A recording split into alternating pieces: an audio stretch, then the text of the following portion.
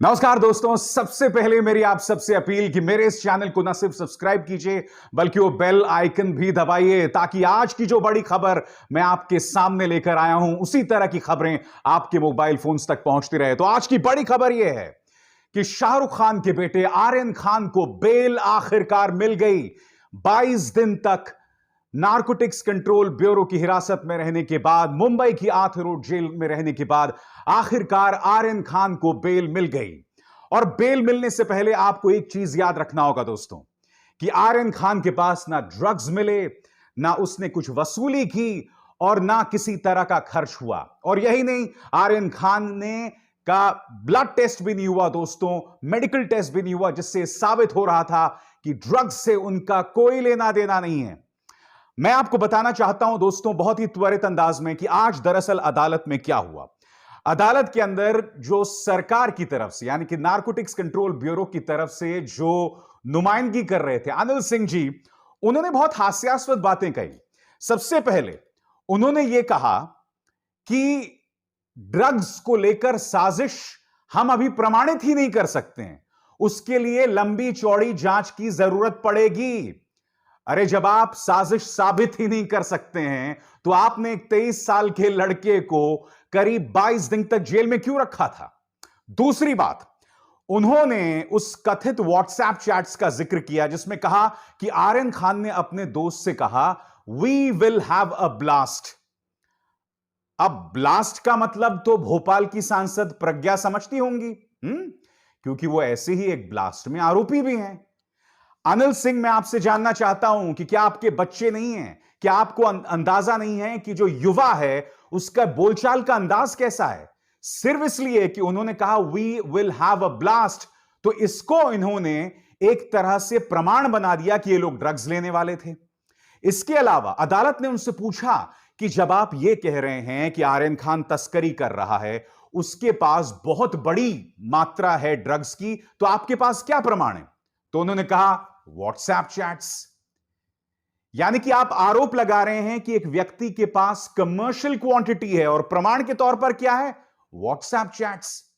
और बात यहां नहीं रुकती दोस्तों। आज जब अदालत में यह उन्होंने कहा कि भाई हम कॉन्स्पिरेसी साबित ही नहीं कर सकते, तो सरकारी जो शाहरुख खान के जो वकील थे मुकुल रोहतगी ने कहा कि आप कैसे साबित करेंगे, आपके पास कुछ है ही नहीं।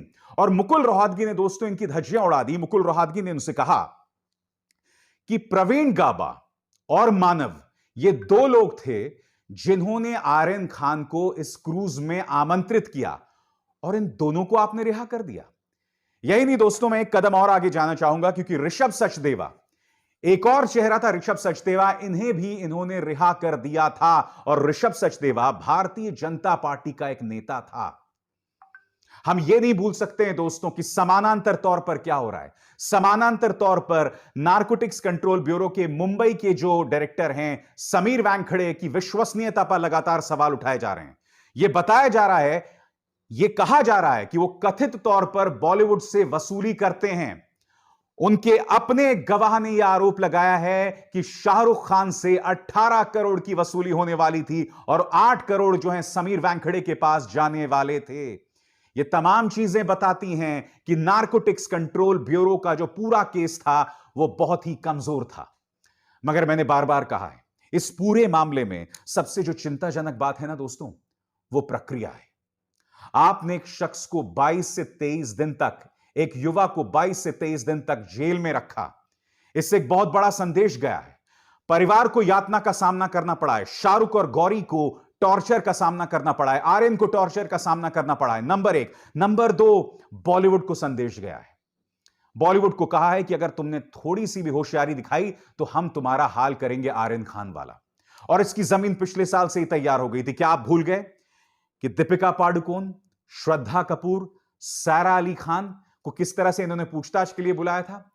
बात वहां नहीं रुकती दोस्तों। रिया चक्रवर्ती, आज तक उस मामले में चार्जशीट फाइल नहीं हुई है और रिया चक्रवर्ती का क्या गुनाह है अब तक यह प्रमाणित नहीं हुआ है। जो तमाम थ्योरीज की बात की जा रही थी, वो कोई भी थ्योरी जो है वो सही साबित नहीं हुई है। मैं फिर दोहराना चाहूंगा दोस्तों, the process is the punishment. क्योंकि अगर सरकार की बात में दम था, अगर नारकोटिक्स कंट्रोल ब्यूरो की बात में दम था कि आर्यन खान के अंतरराष्ट्रीय ड्रग कार्टेल्स के साथ ताल्लुकात थे, तो आप मुझे बताइए आज उन्हें बेल मिलती? इतना आपने संगीन आरोप लगाया, आपने आर्यन खान को पाब्लो एस्कोबार बना दिया। और बात वहां नहीं रुकती दोस्तों।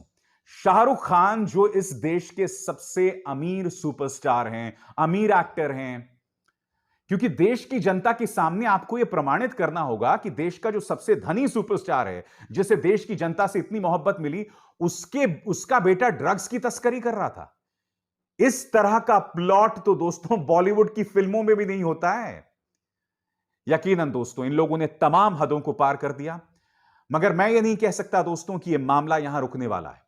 मुझे डर इस बात का है कि आने वाले दिनों में भी इसी तरह से बॉलीवुड के अंदर वो तमाम चेहरे जिन्होंने मोदी सरकार के सामने नहीं झुके हैं, उन्हें इसी तरह से टारगेट किया जाने वाला है।